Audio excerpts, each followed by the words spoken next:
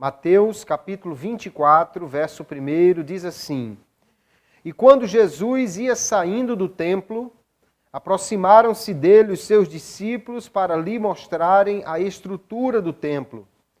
Jesus, porém, lhes disse: Não vedes tudo isto? Em verdade vos digo que não ficará aqui pedra sobre pedra que não seja derribada. E estando assentado no Monte das Oliveiras, chegaram-se a ele os seus discípulos em particular, dizendo: Dize-nos quando serão essas coisas e que sinal haverá da tua vinda e do fim do mundo. E Jesus respondendo disse-lhes: Acautelai-vos, que ninguém vos engane, porque muitos virão em meu nome dizendo: Eu sou o Cristo, e enganarão a muitos. E ouvireis de guerras e de rumores de guerras. Olhai, não vos assusteis, porque é mister que isso tudo aconteça, mas ainda não é o fim. Porquanto se levantará nação contra nação e reino contra reino, e haverá fomes e pestes e terremotos em vários lugares. Mas todas essas coisas são o princípio das dores. Então vos hão de entregar para serdes atormentados e matar-vos-ão, e sereis odiados de todas as gentes por causa do meu nome. Nesse tempo muitos serão escandalizados e trair-se-ão uns aos outros, e uns aos outros se aborrecerão. E surgirão muitos falsos profetas e enganarão a muitos. E por se multiplicar a iniquidade, o amor de muitos se esfriará. Mas aquele que perseverar até ao fim será salvo. E este evangelho do reino será pregado em todo o mundo, em testemunho a todas as gentes, e então virá o fim. Amém. E graças a Deus por sua palavra. Nós, como servos do Senhor, queridos irmãos, sempre estamos interessados no que a Bíblia diz, não somente acerca das coisas que estão acontecendo e como nós devemos viver, mas também acerca das coisas que ainda vão acontecer. E nenhum livro pode falar melhor do futuro, das coisas que ainda estão para ocorrer, do que a Bíblia Sagrada, pois ela é revelada por Deus, é a revelação de Deus ao homem, e Deus é aquele que conhece perfeitamente todo o futuro. Hoje nós vamos falar então dentro daquilo que nós chamamos de escatologia, o estudo das últimas coisas. E vamos nos deter aqui em começarmos a olhar a escatologia de Jesus. O que Jesus falou sobre o fim do mundo, sobre o futuro, sobre as coisas que aconteceriam. E hoje vamos tomar essa primeira parte do chamado Sermão Profético com o tema O Princípio do Fim. Este será o nosso estudo nesta noite. Quando nós olhamos para este capítulo, queridos irmãos, capítulo 24, 25 também de Mateus, nós temos aqui um anúncio de Jesus das coisas que iriam acontecer no fim dos tempos. É isolada a passagem bíblica mais significativa sobre a escatologia, sobre as coisas que irão acontecer no fim do mundo. Por quê? Porque foi o próprio Jesus quem falou isto aqui, e ele vai dar todo um desdobramento de como as coisas irão acontecer. Ora, quando olhamos para a Bíblia Sagrada, vemos que a encarnação de Jesus, quando ele veio ao mundo, e depois a descida do Espírito Santo no dia de Pentecostes, marcaram definitivamente o início daquilo que a Bíblia chama os últimos dias, o fim dos tempos. Assim nós precisamos ver que desde o tempo que Jesus está aqui na terra e o início da igreja, nós já estamos no tempo chamado o tempo do fim. Hebreus capítulo 1, verso 1, ele diz: havendo Deus antigamente falado muitas vezes e de muitas maneiras aos pais pelos profetas, a nós falou-nos nesses últimos dias pelo Filho. E no dia de Pentecostes, também Pedro vai dizer que ali está se cumprindo uma profecia que foi dita pelo profeta Joel, que diz, nos últimos dias, derramaria do seu Espírito sobre toda a carne. Esta é a promessa de Deus. Então nós já estamos nos últimos dias há bastante tempo. Porém, nós temos que entender o que Jesus vai revelar daquilo que vai acontecer à sua igreja até que chegue o fim de tudo. Jesus vai aqui falar sobre o futuro e nós devemos prestar atenção realmente a essas coisas. A Bíblia nos diz, queridos, que nós devemos estar atentos às profecias, aos sinais dos tempos. O próprio Jesus vai dizer que os fariseus sabiam discernir o tempo se ia chover, mas não estavam atentos aos sinais dos tempos, aquilo que realmente iria acontecer. Na segunda epístola de Pedro, capítulo 1, verso 19, ele diz que nós devemos estar interessados nas coisas que os profetas falaram, nas profecias acerca do que iria acontecer, e ele diz assim, assim temos ainda mais segura a palavra profética, e vocês fazem bem em dar atenção a ela, como a uma luz que brilha em lugar escuro até que o dia clareie e a estrela da alva nasça no coração de vocês. Então ele diz que nós devemos prestar atenção à palavra profética. Aquilo que está ainda para acontecer e foi revelado pelos profetas e aqui pelo maior deles, o Senhor Jesus. Nós vamos ver, queridos, que no contexto aqui, Jesus já havia começado a anunciar o que ia acontecer, especialmente ao povo que o havia rejeitado. Se você voltar um pouquinho, ou talvez esteja na mesma página aí, no capítulo 23, no verso 36, Jesus está falando com o povo de Jerusalém, proclamou os seus ais, ou seja, o juízo que viria sobre o povo que o havia rejeitado. E ele diz, verso 36 do capítulo 23, em verdade vos digo que todas essas coisas hão de vir sobre esta geração. Aí ele traz uma palavra sobre Jerusalém, dizendo que quis ajuntá-los, mas eles não quiseram recebê-lo. E no verso 38 ele diz, eis que a vossa casa vos ficará deserta. Porque eu vos digo que desde agora me não vereis mais, até que digais, bendito o que vem em nome do Senhor. Esta é a última vez que Jesus está no templo. E ele sai do templo para nunca mais voltar. Jesus nunca mais voltou ao templo, porque daqui por diante já começa o período da sua chamada paixão, né? Ou seja, o tempo do sofrimento de Cristo. É a última semana de Jesus com os seus discípulos antes da crucificação. O templo foi declarado que ele ficaria vazio, deserto. Não só o templo, mas a própria cidade de Jerusalém, sobre quem ele está anunciando o seu juízo. Não só ele seria esvaziado da presença de Jesus, mas muito mais de tudo que havia ali, de tudo que ele tinha. E o texto nos diz que Jesus deixou o templo, ou estava saindo do templo. E aí então ele vai trazer uma palavra, um discurso que os evangelistas registraram, tanto Mateus quanto Marcos e Lucas, que nós chamamos, ou é conhecido como o sermão profético de Jesus, um dos seus grandes sermões, e ele vai falar sobre o futuro, sobre as coisas que ainda iriam acontecer, porque ele vai fazer isso no Monte das Oliveiras, alguém também chama de o Sermão do Monte das Oliveiras. Mas nós vamos olhar um pouco sobre o início desse sermão, para ver os sinais que Jesus disse que iriam acontecer antes do fim, ou antes que o fim chegasse. Porque nós vemos aqui no capítulo 24 que lemos, a partir do verso 1, que os discípulos estavam grandemente admirados da construção do templo, que não estava ainda totalmente terminado nesse tempo aqui, mas era de longe uma das maiores construções do mundo.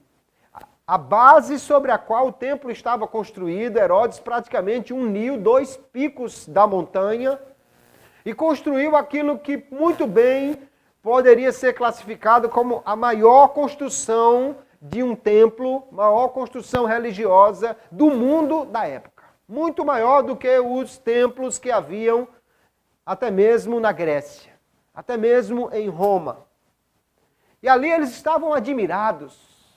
Flávio Joséfo, historiador romano, descreve o ouro que cobria partes do templo, as pedras brancas que revestiam as suas paredes, dizia que de longe parecia uma montanha coberta de neve. Ou quando olhava-se para o sol refletindo na parte dourada do templo, parecia que o sol estava nascendo de dentro do templo. Era algo realmente muito bonito e muito grandioso. Muito grandioso. Eles estavam admirados com isso. Porém, Jesus não estava nem um pouco admirado com esta construção. Mas eles começam a mostrar a Jesus. Jesus, olha que coisa linda. Lá no Evangelho de Lucas, diz que eles estavam falando a respeito do templo que era ornado de formosas pedras e dádivas. O Evangelho de Marcos diz que eles começaram a dizer, olha que pedras, Senhor. As pedras do templo eram extraordinárias. Calcula-se que a pedra fundamental do templo tinha algo em torno de 600 toneladas. 600 mil quilos. Não dá nem para imaginar como é que colocaram essa pedra lá, mas assim se calcula o tamanho da pedra fundamental que havia ali. Eles estavam admirados. Jesus não estava admirado coisa nenhuma, mas pronunciou já a total destruição do templo e disse, não ficará aqui pedra sobre pedra que não seja derribada. Não vai restar nada desse templo. E aí os discípulos certamente ficaram muitíssimo preocupados. Como é que vai ser isso? Já fazia anos que Herodes vinha construindo aquilo e agora vai ser arrancado até as pedras. E aí daí eles vão até o Monte das Oliveiras, que fica a uma pouca distância de onde, ou de uma das faces do monte, dá para ver o templo perfeitamente de lá. E talvez exatamente ali, sentado com os discípulos, em algum ponto, eles então vão lhe interrogar. São os discípulos mais próximos que vão fazer isso. Segundo Marcos, é Pedro, Tiago, João e André, que vão chamar Jesus e vão então fazer uma pergunta. E o texto de Mateus aqui que lemos, eles perguntaram, Senhor, quando serão essas coisas, ou seja, a destruição do templo, e que sinal haverá da tua vinda e do fim do mundo? Eles estavam indagando então, quando o templo ou a cidade de Jerusalém seria destruída, e que sinal haveria da vinda de Cristo e do fim do mundo. Na cabeça deles, parece que a vinda de Cristo e o fim do mundo seriam algo que aconteceria ao mesmo tempo. Seriam duas coisas que aconteceriam ao mesmo tempo. Até porque a construção aqui no original faz com que as duas perguntas, as duas questões estejam entrelaçadas. O sinal da tua vinda e do fim do mundo. Alguém interpreta como sendo três questões. Quando acontecerá a destruição? Que sinal haverá da tua vinda? E que sinal haverá do fim do mundo? Mas a maioria dos manuscritos vai fazer essa ligação entre as duas questões da segunda pergunta. Quando será a tua vinda e o fim do mundo? Essa é a pergunta deles, né? O fim aqui dessa era, desse tempo. Eles não estão pensando apenas na destruição das coisas, e sim numa mudança total no tipo de vida ou numa mudança para um outro tipo de vida que aconteceria. Então estão ali Pedro, Tiago, João e André perguntando a Jesus estas coisas. E aí nós vamos ver que Jesus vai lhes falar realmente de alguns sinais. Sinais que iriam acontecer. E o que nós devemos olhar, queridos, e estar devidamente preocupados, não é propriamente nos detalhes destes sinais. Muita gente estuda a escatologia como se fosse um detalhamento do futuro. Mas, na realidade, o foco de Jesus não é nos mínimos detalhes desses sinais, e sim na totalidade da sua mensagem, que é: muita coisa vai acontecer, mas vocês precisam estar vigilantes e perseverar até o fim. A necessidade de prontidão para a volta de Jesus é o grande tema deste sermão que nós precisamos manter sempre em vistas. Mas nós temos aqui alguns sinais que Jesus vai dizer aos discípulos que vão acontecer antes do fim. Antes que chegue realmente o final, muitos sinais iriam acontecer. Jesus vai dizer no verso 6 que vai acontecer alguma coisa, mas ainda não é o fim.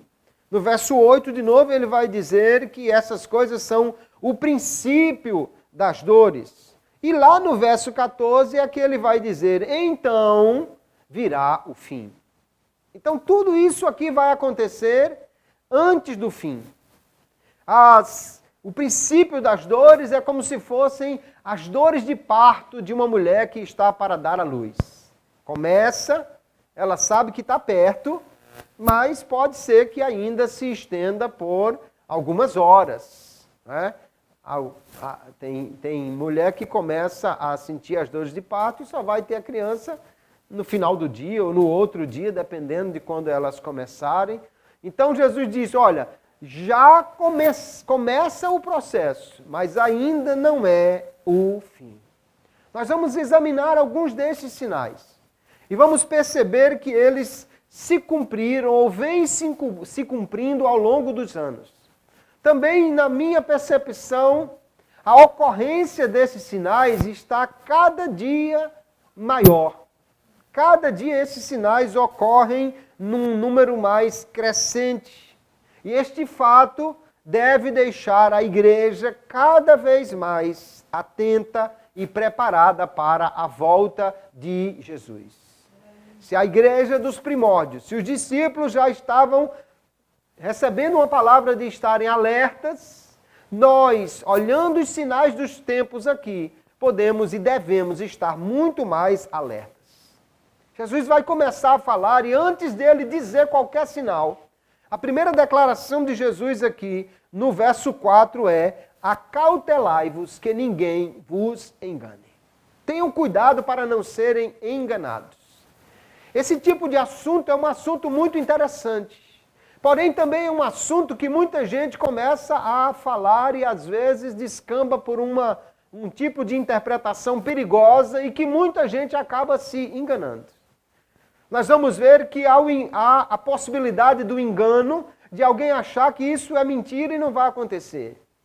Também há a possibilidade do engano de alguém achar que sabe exatamente o tempo que isso vai acontecer, e é outro engano que nós não podemos cometer em relação a isso.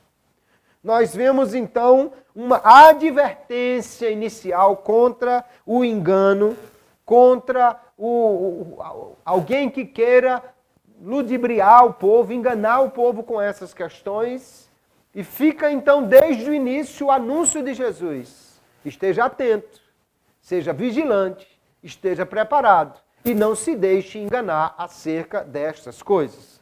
O primeiro dos sinais que Jesus vai dizer que acontecerá como princípio do fim, ou seja, anunciando que o tempo do fim já está chegando, ele diz que muitos virão dizendo: eu sou o Cristo, e enganarão a muitos. E lá no verso 11 ele diz que virão também muitos falsos profetas.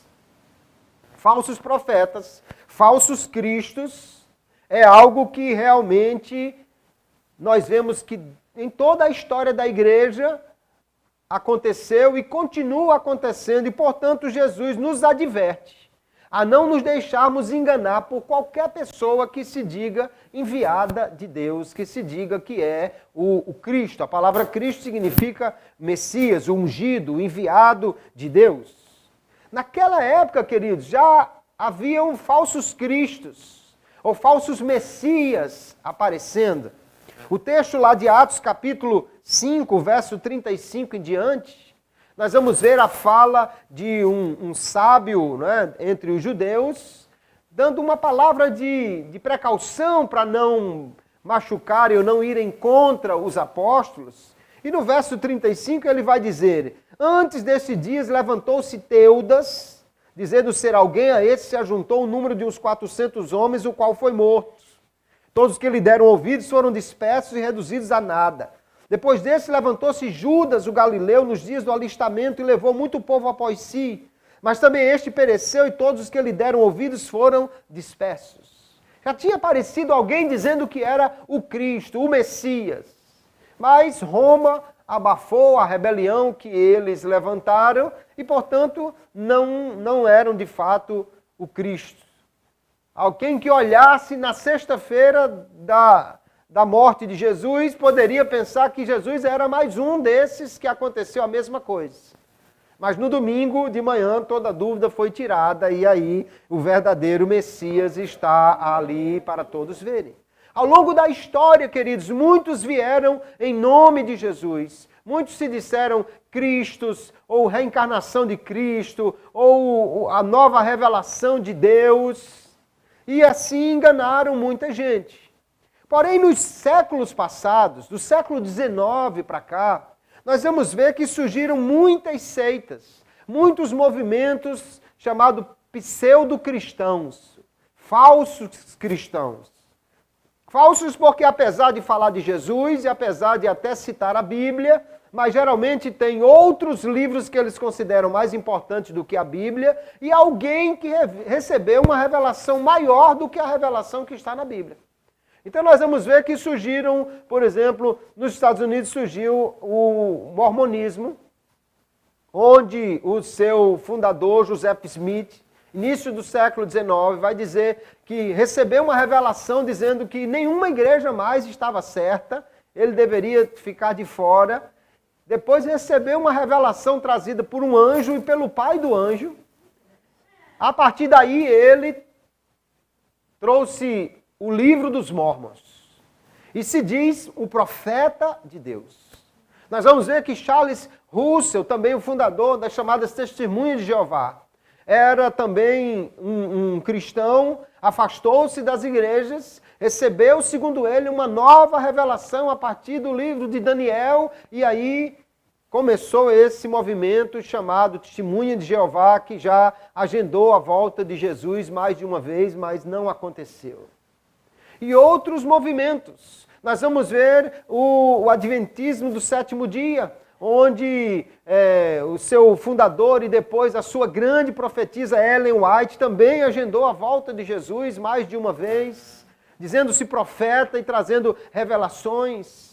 Nós vamos ver outros tipos de movimentos surgindo, como o espiritismo kardecista. Allan Kardec surge também dizendo ser a nova revelação de Deus. A primeira foi com Moisés, a segunda com Jesus e agora a terceira e mais atualizada é com Allan Kardec. Só que como ele morreu, depois surgiu Alcírio Zaru, fundador da Legião da Boa Vontade, que diz que é a quarta revelação depois da de Allan Kardec. Nesses dias deve estar aparecendo a quinta por aí. Então veja que muitos movimentos surgiram de 100 ou 200 anos para cá. Falsos cristos e falsos profetas sempre existiram, mas nos últimos dias tem aparecido muito mais. Reverendo Moon, que diz ser o novo Cristo, o Cristo falhou o primeiro porque morreu, mas ele é o novo Cristo. Pessoas até vestidas de Cristo, como o Henri Cristo aqui, e outros que se dizem Cristo ou profetas dele e que tem surgido cada dia mais esse tipo de movimento do século XIX para cá. Fato é que esses movimentos que se dizem proféticos e que trazem novas revelações, novos cristos, novos profetas, estão cada dia mais surgindo e ocupando espaço e enganando muita gente por aí. Este é um sinal. Jesus disse, é o princípio do fim.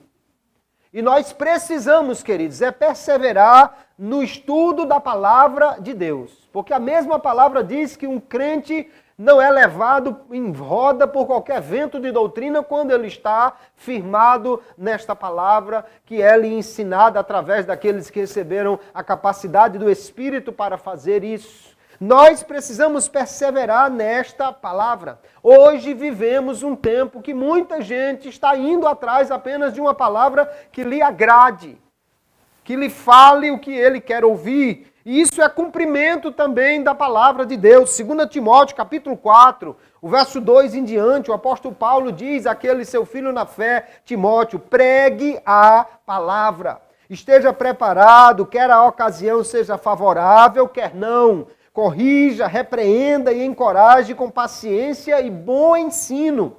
Pois virá o tempo em que as pessoas já não escutarão o ensino verdadeiro, seguirão os próprios desejos e buscarão mestres que lhes digam apenas aquilo que agrada seus ouvidos. Esse tempo já chegou. Muitas pessoas até estão indo às igrejas, mas elas querem ouvir apenas aquilo que lhe agrada, aquilo que lhe deixa satisfeita, que volta para casa abençoado, que chega e recebe uma palavra que lhe estimula. Mas nenhuma palavra nos estimula mais do que a verdadeira, que nos manda estar alertas e atentos para a volta de Jesus. É perseverar em conhecer a palavra, que nos guarda de ser desencaminhados por esses profetas, por esses falsos cristos, por esse ensino. Jesus ainda vai dizer, no verso 6, que haveriam rumores de guerras, que haveriam guerras, e que não devíamos nos assustar, porque isso é necessário que aconteça, mas ainda não é o fim. Jesus vai dizer então que haveriam muitas guerras. Guerras de perto e guerras de longe que só rumores se ouviriam. Guerras ali onde eles estavam vivendo e guerras em outros lugares que eles apenas saberiam disso. Mas ele diz, não se assustem, não entrem em pânico. Isso tem que acontecer. É necessário que essas coisas aconteçam, mas ainda não é o fim. E nós vamos ver, queridos irmãos, que em toda a história da humanidade, sempre os conflitos estiveram presentes. Sempre houve guerras, sempre houve uma nação contra outra nação. Mas o tempo que nós estamos vivendo é o tempo mais sangrento da história da humanidade. O mundo, nos últimos 100 ou no máximo 200 anos, observou um aumento significativo no número de conflitos e principalmente no número de mortos. Houve um aumento extraordinário no número de mortos.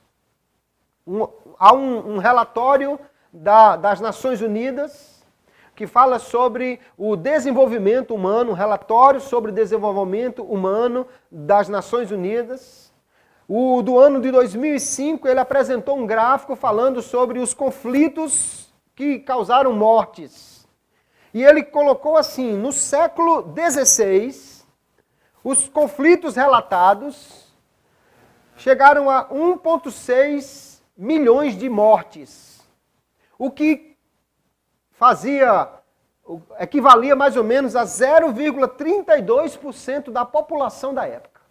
No século XVII, esse número cresceu para 6 milhões e o equivale a 1% da população mundial. Já houve aí 3 vezes mais mortes. No século XVIII, 7 milhões, equivalente a quase 1%. Mas no século XX, esse número subiu para 109 milhões, o que equivale a 4,3% da população mundial. Não é só dizer assim, não, mas morreu mais gente hoje porque tem mais gente no mundo. Não, está havendo um aumento do percentual do número de mortos, do percentual em relação à população mundial que morre em conflitos, em guerras, ou seja, as guerras estão cada dia mais violentas. Nós tivemos aí a Segunda Grande Guerra Mundial, milhões de pessoas guerras na Bósnia, conflitos na China, conflitos na Rússia. Calcula-se que 40% ou mais dos homens da Rússia morreram nos conflitos. Então é muita gente morrendo com conflitos, com mortes. Isso nos leva a crer que este sinal de que haverá guerras e rumores de guerras que deixarão muita gente assustada é um sinal que está aumentando. O que nos deve deixar mais alerta ainda. A ocorrência deste sinal nos lembra que nós precisamos estar preparados. Porque se há guerras e muita gente está morrendo, e há muita guerra urbana também acontecendo por aí, então qualquer crente também pode, de repente, acelerar a sua vinda para o céu e a sua ida para o céu por ser colhido num conflito desses. Muito crente também morre de bala perdida, de coisas assim, o que só nos alerta ainda mais para estarmos preparados para encontrar com o Senhor a qualquer momento, porque isso é algo que nós vemos Jesus nos alertar. O que não dá, queridos, é para usar esse tipo de argumento para marcar a volta de Jesus, a data dele, porque Jesus disse, olha, isso ainda não é o fim. Nós vamos ver que, além disso, Jesus também vai alertar os discípulos que outro sinal que aconteceria é fomes, pestes e terremotos em vários lugares. E nós vemos que isso sempre aconteceu na história da humanidade. Haveriam fomes, muitas doenças e muitos terremotos e outros sinais na natureza que Lucas também diz que vai acontecer, coisas espantosas, grandes sinais no céu. A cada dia, porém, nós podemos ver que há um surgimento de novas pestes, novos vírus, agora o da vez é o corona, novas bactérias, superbactérias, vírus cada vez mais destrutivos, bactérias cada vez mais difíceis de controlar, doenças antes desconhecidas que matam muitas pessoas, que vitimam muitas pessoas. Isso sempre aconteceu. Houve época que grande parte da população mundial morreu, como na peste negra na Europa. Mas essas coisas cada dia têm acontecido com mais frequência. De um antrax para um ebola, para um H1N1, para um outro vírus, para o coronavírus, parece que o tempo está diminuindo entre o surgimento de um e o surgimento do outro. E o número de terremotos, queridos irmãos, aumentou consideravelmente nos últimos séculos.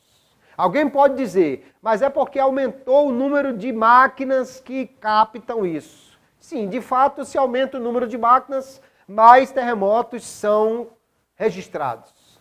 Porém, os grandes terremotos, os terremotos de magnitude 6, 7, 8, eles são registrados sempre.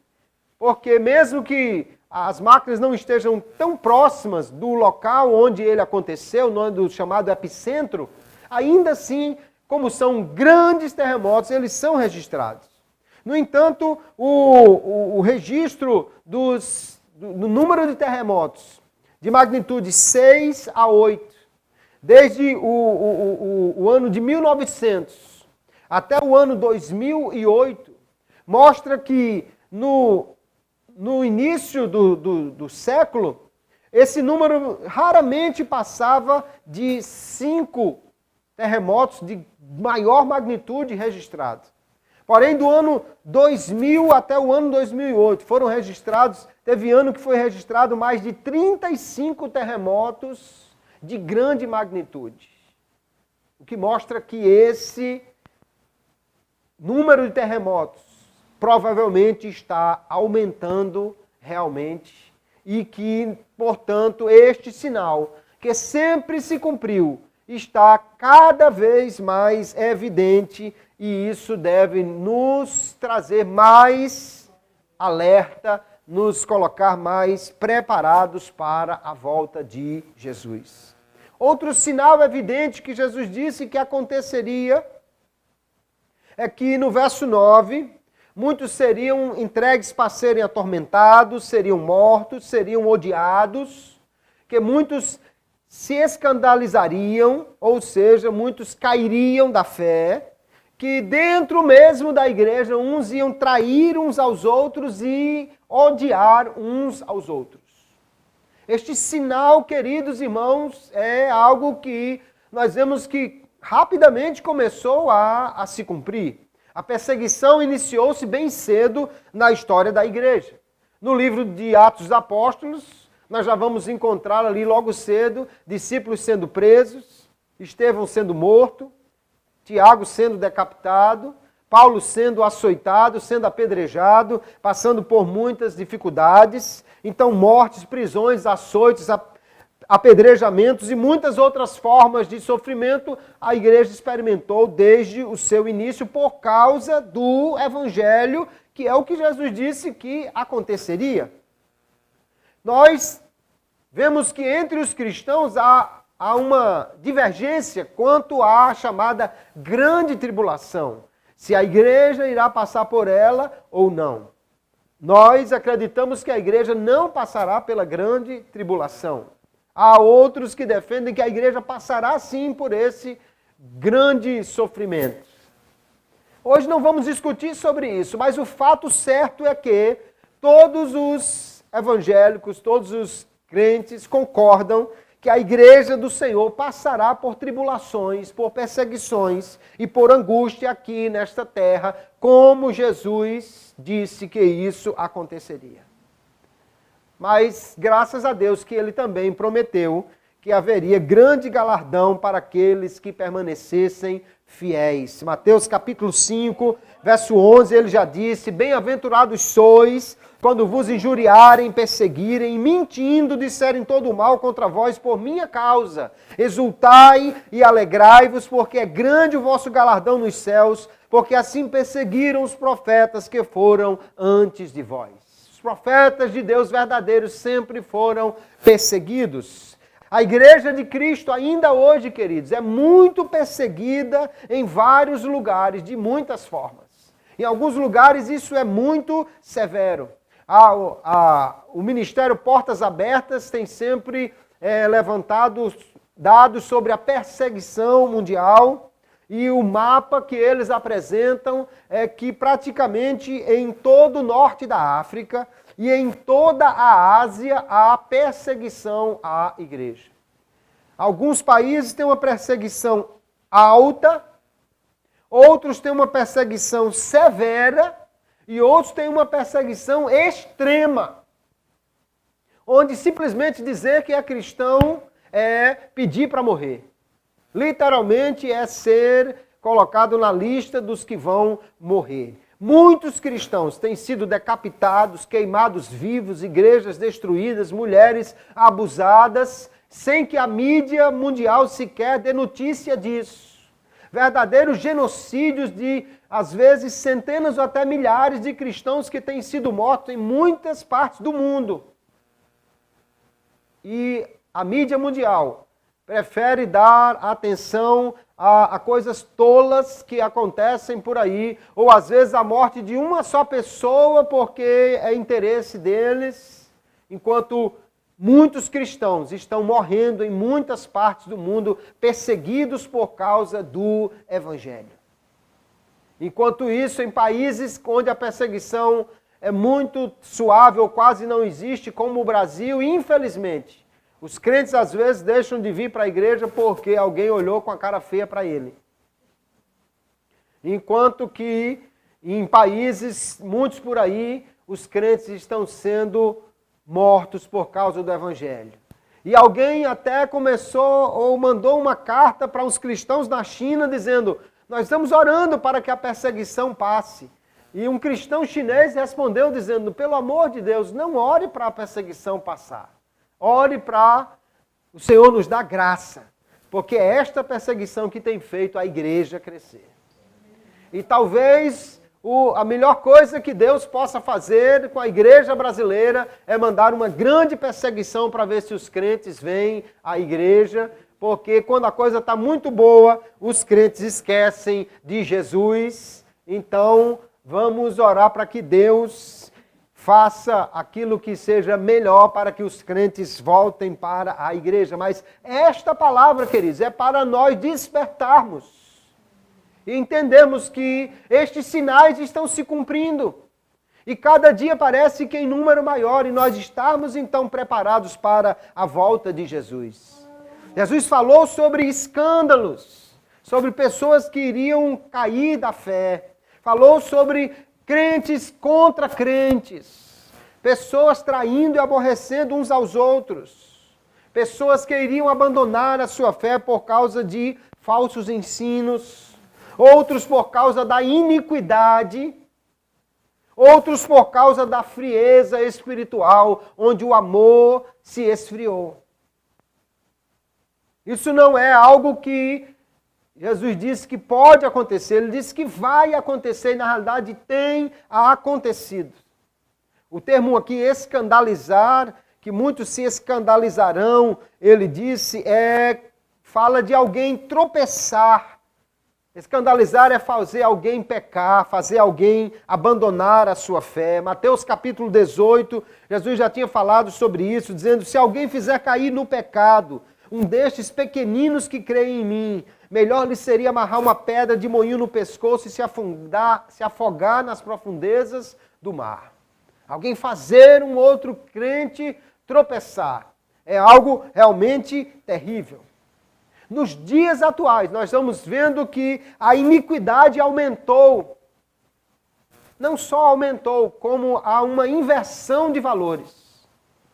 Aquilo que antes era condenado, agora é aplaudido. Aquilo que antes era errado, agora é tido como certo.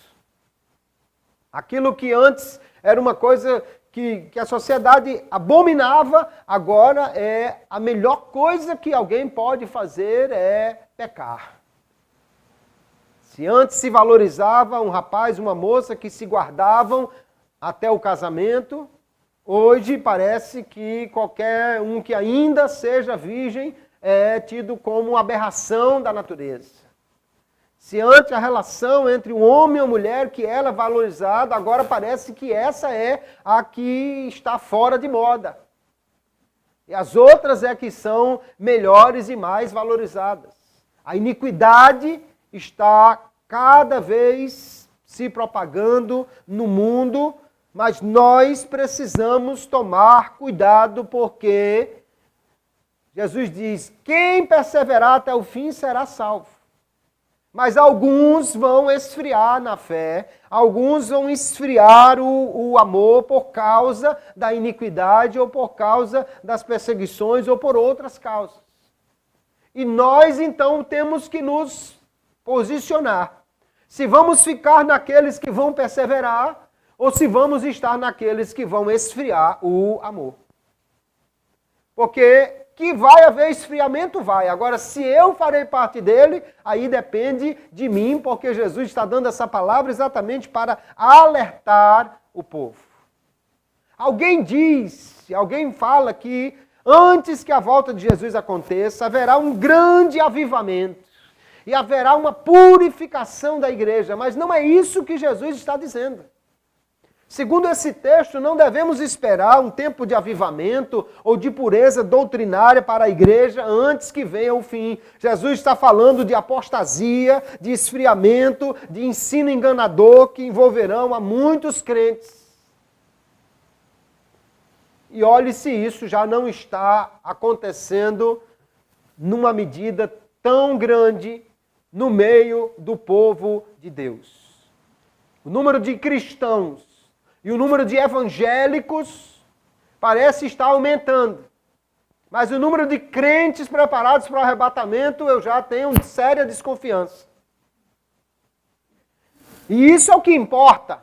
Porque não importa quantos crentes tem na igreja daqui. O que importa realmente é quantos crentes tem na igreja de lá. É quantos vão estar lá. Estar na igreja aqui é fácil. Tem gente que vem assim de 6 em 6 meses e tal, e é uma bênção.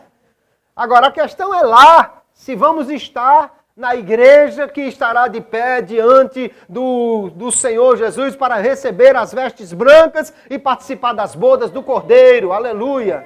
Essa é que nós precisamos fazer todo esforço para participarmos, queridos irmãos. Jesus diz então que muitos apostatarão da fé, esfriarão na fé, uns por causa do falso ensino, outros por causa da tribulação. Jesus já havia dito isso lá na parábola do semeador, a semente que cai num terreno rochoso, que não tem raiz, não tem aprofundamento. E ele disse assim, no verso 21, fazendo a interpretação, que esses duram pouco porque não têm raiz. E quando por causa da mensagem chegam os sofrimentos e as perseguições, elas logo abandonam a sua fé.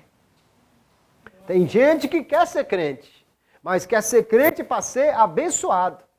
Quando vem a perseguição, quando vem o problema, quando vem a tribulação, aí vou-me embora daqui, que esse negócio não dá certo para mim. Eu pensei que ser crente era 1000 maravilhas, que ser crente eu só ia ter bênção, ia ser tudo azulzinho com as bolinhas brancas, e na realidade não é isso que Jesus prometeu para ninguém. E nós vamos ver que ao longo da história da igreja, queridos, já muitos abandonaram a fé. O apóstolo Paulo, escrevendo já no final da sua vida, a epístola a Timóteo, ele vai falar de muitos. Aqui, 30 e poucos anos depois que Jesus disse esse sermão, e já tem muita gente abandonando a fé. Paulo diz, então, 1 Timóteo 4, verso 1, mas o Espírito expressamente diz que nos últimos tempos apostatarão alguns da fé, dando ouvidos a espíritos enganadores e a doutrinas de demônios. O falso ensino tem levado muita gente a apostatar da fé. 1 Timóteo capítulo 1, ele diz ainda, mas o fim desta admoestação é o amor, que procede de um coração puro, de uma boa consciência, de uma fé não fingida, das quais coisas alguns se desviaram e se entregaram a discursos vãos. Abandonaram a sã doutrina, abandonaram o coração puro, uma boa consciência, e agora podem até estar professando ainda uma fé, mas uma fé fingida. Ele diz ainda no capítulo 6, porque o amor do dinheiro é a raiz de toda espécie de males, e nessa cobiça alguns se desviaram da fé e se traspassaram a si mesmo com muitas dores, a qual professando alguns se desviaram da fé. A graça seja contigo. Amém. Ele está dizendo que o materialismo, o amor ao dinheiro, tem feito muita gente se afastar da fé. Tem gente que não tem mais tempo para Jesus porque trabalha demais para ganhar dinheiro. Tem gente que não tem mais tempo para vir à igreja porque está tão envolvido com as coisas desse mundo que não tem mais tempo para Jesus. Nós temos que ter cuidado com isso, queridos irmãos. Apostasia é abandonar a fé. É um ato de rebelião contra Deus, contra os princípios da sua palavra. E Jesus disse que muitos iriam tropeçar, se escandalizar, o amor iria esfriar. Esse sempre foi um perigo para a igreja, a apostasia, o esfriamento. E o Novo Testamento tem muitas advertências contra isto. 2 de Pedro, capítulo 3, o verso 17, ele diz, portanto, amados, sabendo disso, guardem-se, para que não sejam levados pelo erro dos que não têm princípios morais, nem percam a sua firmeza e caiam. Há muitos que têm se apegado apenas aos homens, e hoje tem surgido todo tipo de líder espiritual, até mesmo na igreja tem surgido todo tipo de apóstolo capaz de fazer qualquer coisa para atrair seguidores. Mas nós temos que ter cuidado, queridos, porque a verdadeira doutrina é a fundamentada na palavra de Deus. E se nós realmente trouxermos a palavra sempre ao coração, nós estaremos seguros. Mas precisamos olhar para nós mesmos e ver se nós estamos na lista daqueles que estão perseverando, ou se estamos na lista daqueles que estão esfriando, porque isto é algo que vai acontecer. E Jesus disse para nos alertar. O último sinal que Jesus diz que vai acontecer antes do fim é que o evangelho do reino, verso 14, será pregado em todo o mundo, em testemunho a todas as gentes, e então virá o fim. E alguém diz assim, então Jesus vai demorar ainda muito, porque ainda tem muita gente que falta ouvir o Evangelho. Jesus não disse que toda pessoa individualmente teria que ouvir. Ele disse que cada etnia, que cada nação, que cada povo iria ouvir o Evangelho. E hoje, queridos irmãos, o uso da mídia no mundo inteiro tem facilitado muito a chegada do Evangelho a todos os lugares. Porque às vezes lá no meio da mata, ou lá no final do mundo, tem uma conexão de internet, tem uma conexão via satélite, tem alguém que ali consegue captar informações e o Evangelho tem chegado também a esses lugares. Nós não podemos esquecer do continente digital, daqueles que estão conectados e que precisam receber a mensagem da palavra de Deus. Também a tradução da Bíblia para todos os idiomas e dialetos tem avançado substancialmente nos últimos anos. Segundo um quadro distribuído agora em janeiro de 2019 pela Sociedade Bíblica, ele diz o seguinte, de um total de 7.350 idiomas que existem no mundo, nós vemos que 692 têm a Bíblia completa. Porém, isso equivale a um total de 5,6 bilhões dos 7,1 bilhões de pessoas que existem no mundo. Apenas que tem partes das Escrituras, nós temos 1.547, ou apenas o Novo Testamento, 1.547 idiomas, que corresponde a mais 800 milhões de pessoas. Que tem apenas porções das Escrituras, 1.123 dialetos ou idiomas, que corresponde a mais 411 milhões. Ainda tem 3.988, ou seja, praticamente 4.000 idiomas que ainda não têm a Bíblia traduzida para eles. Porém, esses 4.000 idiomas correspondem apenas a 246 milhões de pessoas, de 7 bilhões que existem no mundo. E, na realidade, muitas dessas pessoas não falam só este idioma. Pelo contato com as culturas, pela interação que o mundo hoje é globalizado, muitas dessas pessoas já estão aprendendo a falar outros idiomas. E talvez nunca tenham a Bíblia no seu idioma, mas tenham em outro idioma que ela possa entender, que ela possa ouvir. O fato, queridos, é que ainda falta muitos idiomas para serem alcançados.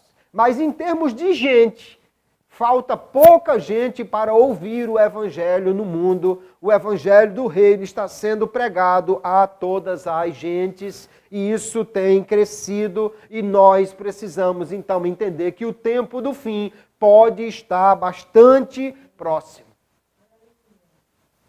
Às vezes até a tribulação ou a perseguição é que tem feito o Evangelho ser mais pregado no mundo. Apesar da perseguição, a igreja continua pregando, e às vezes por causa dela.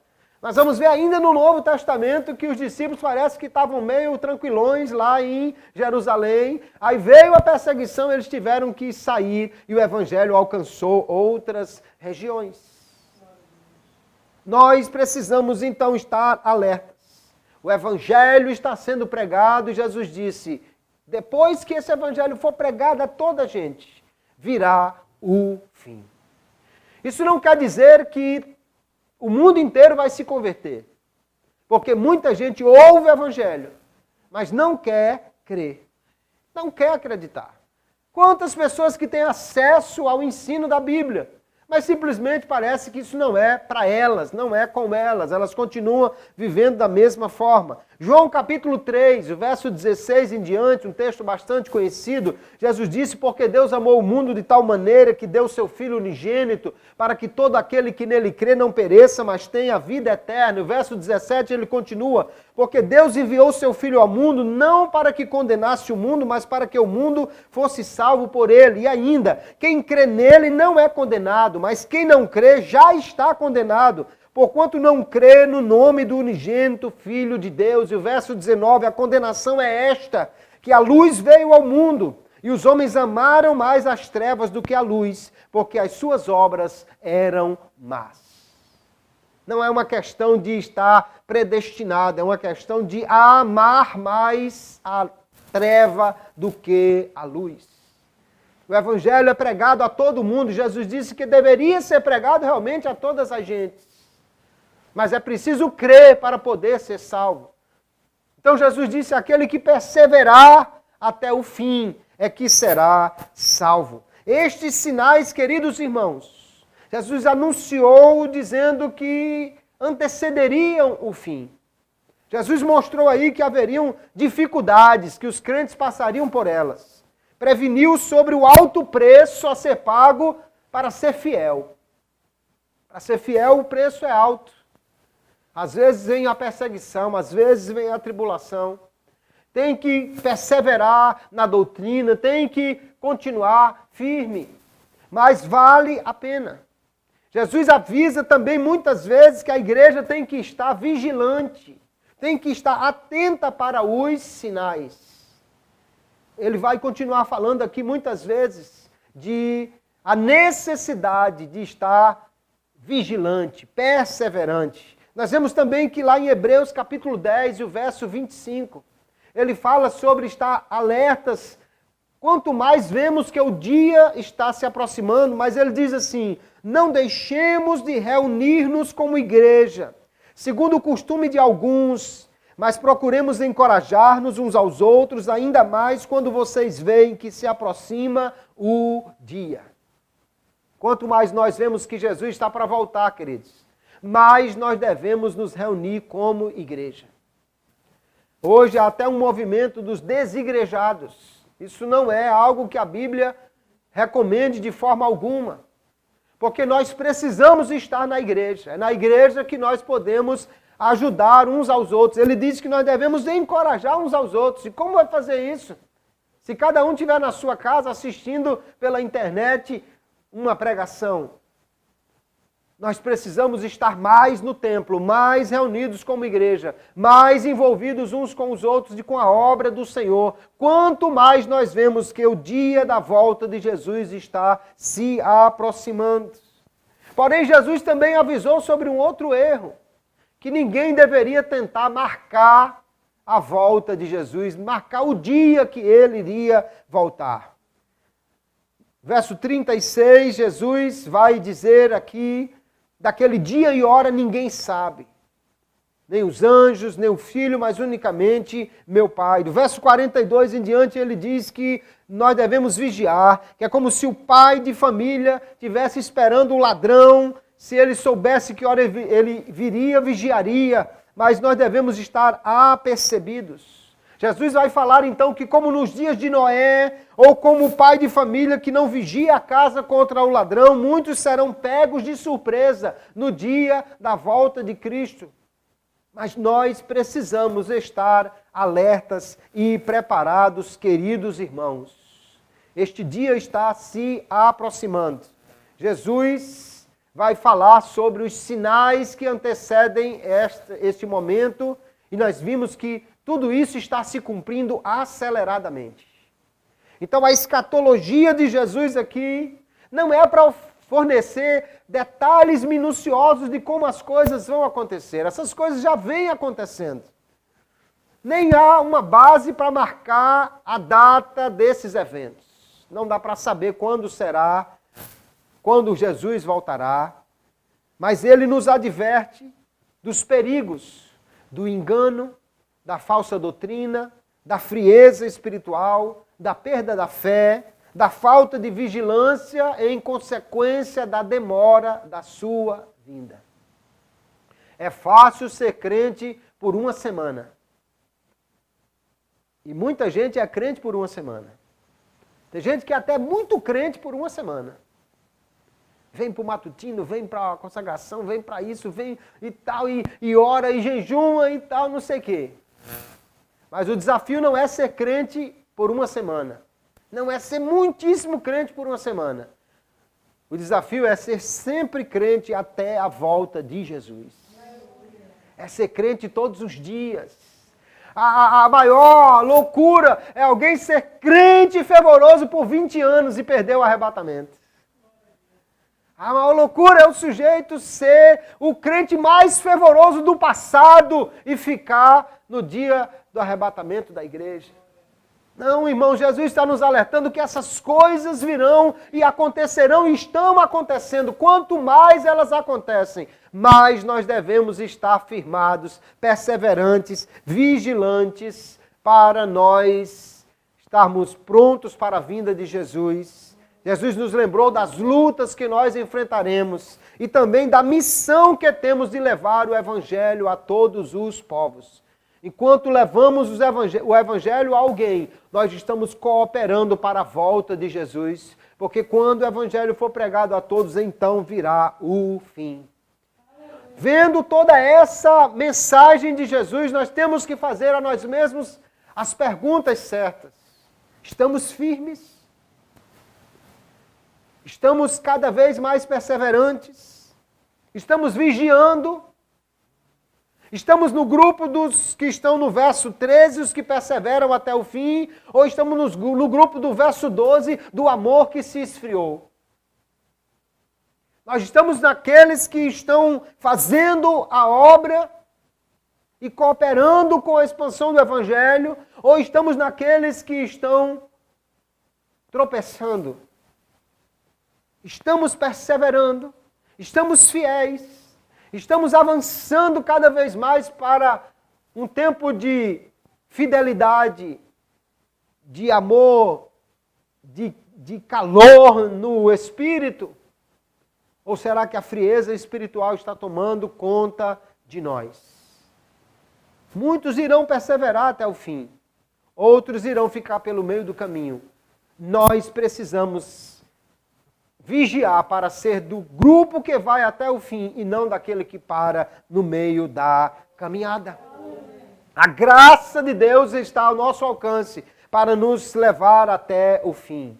Jesus vai dizer claramente aqui que Deus quer salvar a todos, mas nós precisamos vigiar. Ele não disse, deixe que eu vigio por vocês, ele disse, vigiem. Ele não disse, deixe que eu persevero por vocês, ele disse, perseverem. Nós precisamos fazer isto. Apesar, queridos, então, de muitos obstáculos à nossa carreira cristã. Jesus disse que muitas coisas iriam acontecer, mas nós vemos que o crente pode e deve perseverar na fé em Cristo até o fim, pela graça de Deus. Jesus disse, alguém vai perseverar até o fim, esse será salvo. Se nós queremos nos encaixar nessa visão escatológica de Jesus, nós precisamos então vigiar. Nós precisamos então aguardar o seu retorno com prontidão, com fidelidade, buscando aprender mais da palavra e buscando cada dia aquecer o coração no poder do Espírito Santo. Os sinais estão se cumprindo a cada dia. Nós vamos ver que mesmo nesse período que Jesus disse que ainda não é o fim, é só o princípio, mas já estão se cumprindo esses sinais. E nos últimos séculos, talvez com maior intensidade, eles estejam se cumprindo, prenunciando que cada dia está mais próximo o tempo do fim. E a questão, então, que deve estar na nossa mente é aquela que Jesus falou e no final da parábola da viúva que persevera, do juiz iníquo. Quando ele, lá em Lucas capítulo 18, verso 8, pergunta, porventura, quando o Filho do Homem vier, achará fé na terra? Ou eu vou dizer com uma palavra mais direcionada, quando o Filho do Homem vier, achará fé em galinhos? Quando o Filho do Homem vier, achará fé em mim? Achará fé em você? Esta pergunta nós precisamos fazer para nós mesmos.